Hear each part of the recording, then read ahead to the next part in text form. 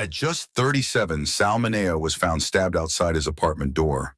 The world called it a robbery, but those who knew him whispered a darker truth, that Sal didn't die because he was famous. He died because of who he dared to love. He once shared the screen with James Dean, earned 2 Oscar nominations before turning 23, but his greatest act wasn't on camera. It was the life he tried to live in secret, in fear, and in heartbreak. And before his final breath, Sal left behind a list. But the world never knew what came next. He was called the Switchblade Kid, a wild thing, a boy with shadows behind his eyes and lightning in his voice. Sal Mineo wasn't just acting in Rebel without a cause. He was living it. At just 16, he stunned America with his haunting portrayal of Plato, a quiet, broken soul who clung to James Dean like a last breath. The performance earned him an Oscar nomination, and something else, a place in cinematic history as one of Hollywood's first openly coded gay characters. Even when no one dare say the word, he followed with Giant, Exodus, and dozens of bold roles that no one else had the courage to take. He didn't want to be safe. He wanted to be real. By 23, Sal had done what few ever could. 2 Oscar nominations. The youngest Italian-American actor ever honored that way. A teen idol, a critical darling, and something more, an icon for those who didn't belong.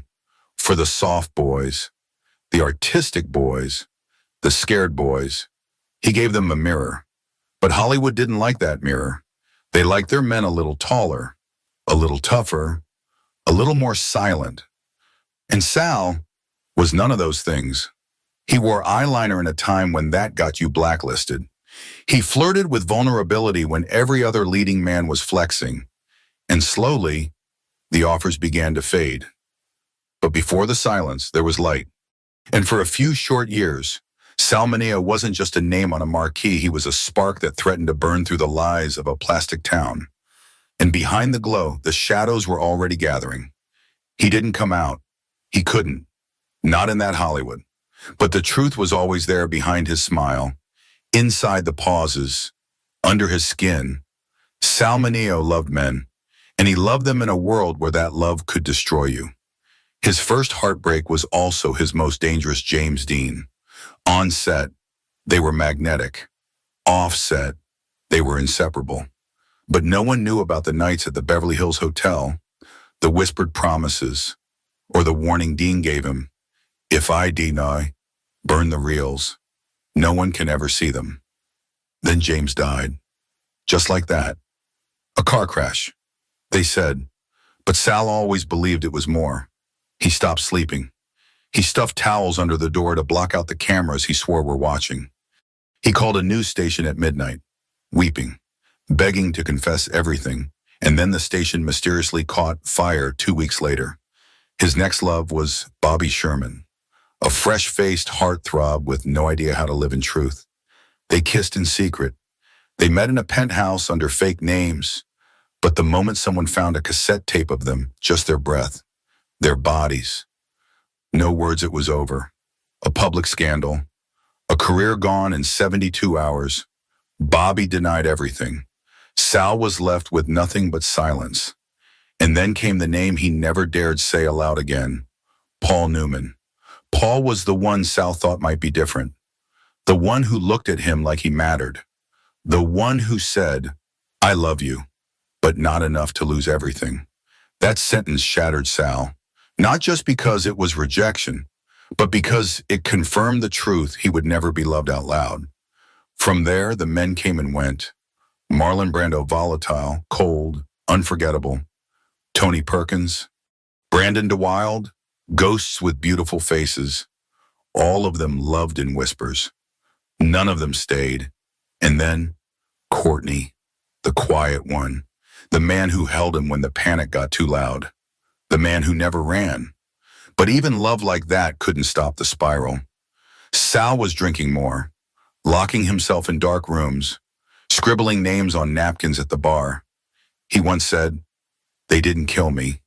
They just didn't save me. But someone else would finish what the world had started. By the time Courtney Burr walked into his life, Sal Mineo was no longer the golden boy of Hollywood. The lights had dimmed. The scripts had stopped coming. But Courtney didn't see what the world saw a has-been. A controversy. A man drowning in the silence of others.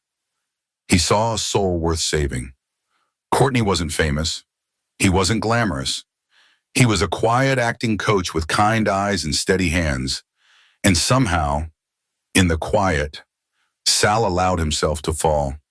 Not with fireworks, but with relief. After years of secrecy, manipulation, and heartbreak, this was different. This was home. They lived together for 6 years in a modest apartment, far from paparazzi and premieres. No red carpets, no public declarations, just shared dinners, jazz records, and the kind of silence that feels safe. When Sal spiraled, Courtney stayed. When Sal screamed at shadows, Courtney turned off the lights, held his hand, and waited for the panic to pass. He didn't ask Sal to be normal. He only asked him to stay alive. But even love like that couldn't keep the world out. The headlines still came. The whispers still spread. People still looked at them like roommates. No one called it what it was: love. Real, fragile, and quietly defiant. And then came the night when everything ended. Sal was stabbed just outside their apartment door. The keys were still in the lock. Blood on the pavement. And it was Courtney who opened the door. Courtney who sat beside the body. Courtney who whispered to the 911 operator, "The man I love has been murdered." But the world didn't want a grieving lover. They wanted a suspect. February 12th, 1976, a quiet night in West Hollywood. Sal Mineo had just returned home from a rehearsal. He was about to star in a play, his first major role in years. He had memorized every line. He was hopeful, maybe even happy. For once, the weight felt lighter. He parked his car, grabbed his script, and walked toward the door. He never made it inside. A stranger stepped from the shadows and stabbed him once, in the chest. The keys were still dangling in the lock when he collapsed. Blood soaked the concrete. A man who once lit up America died alone, steps away from the place he felt safest. And it was Courtney who found him first.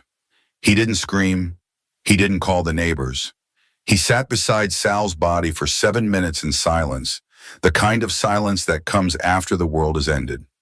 When he finally called 911, he said just one thing: "The man I love has been murdered." But that wasn't the headline the world chose. They printed rumors, raised eyebrows, speculated motives. They called Courtney the last man to see Sal alive. But never, not once, did they call him what he truly was: his partner, his person, his witness. Sal Mineo wasn't mourned like James Dean. There were no statues, no national grief, only empty headlines, fading fast. He died the way he lived in the end, unclaimed by the machine that once devoured him. They never gave him a statue. No boulevard bears his name. In Hollywood's glittering history books, Sal Mineo is a footnote if he's mentioned at all. But make no mistake, he changed everything. Long before pride parades and rainbow flags, Sal dared to live a kind of truth that terrified the industry. He was one of the first male stars to play gay characters with depth, pain, and humanity, not as jokes, not as monsters, but as people. And then, quietly, he became one of them. He was erased. Not because he failed, but because he told the truth too soon. But look closer, and you'll find his fingerprints everywhere. In the vulnerability of River Phoenix, in the rage of Elliot Page, in the tenderness of Timothée Chalamet, in every young actor who ever whispered, "I don't want to play the game their way." Sal showed that masculinity didn't have to mean violence, that beauty could be seen, that love, even when hidden, was still worth everything. He paid the price, but the door he cracked open never closed again. And maybe that's legacy enough. He never asked to be a martyr. He never wanted to be a symbol. Sal Mineo just wanted to act, to love, to live without fear. But in a world that wasn't ready for the kind of truth he carried in his heart, he became all of those things whether he wanted to or not. They tried to erase him, And for a while, they succeeded. No tributes, no headlines, no legacy they couldn't twist into shame. But silence doesn't last forever. And now, almost 50 years later, his story still finds its way back through whispers, through questions, through people who recognize the quiet bravery in being exactly who you are, when no one else allows it. He didn't die because he was weak. He died because he was honest. And maybe the question isn't, why did Sal Mineo have to die like that? Maybe the real question is, why did we only start listening after he was gone?